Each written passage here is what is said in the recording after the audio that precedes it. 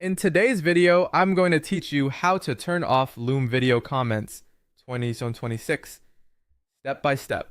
If you've ever shared a Loom and then realized you don't want people leaving comments, the most reliable way to control that is by managing who can access the video. Comments on Loom are tied to access, so when you limit who can see your video, you effectively limit who can comment on it too. Start by going to Loom and signing in. From your library, open the specific video you want to manage.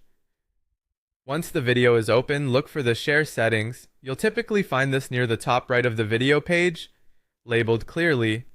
Click it to open your access controls. You'll see options that determine who can view the video.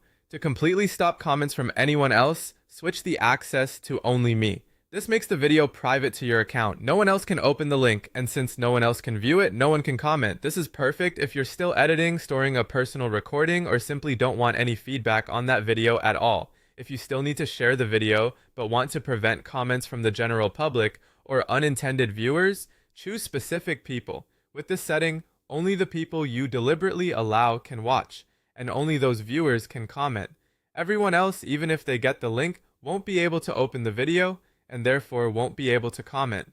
This keeps feedback limited to your trusted audience like teammates or clients while keeping everything quiet for everyone else. After selecting the access you prefer, confirm the settings so it takes effect. You should see the access label reflect your choice, which is a good indication the change has been saved. From this point forward, comments are either fully restricted to you alone or only available to the specific people you've granted access to. A quick note on why this approach is considered the best way. It stops unwanted commentary at the source by preventing unwanted viewing altogether.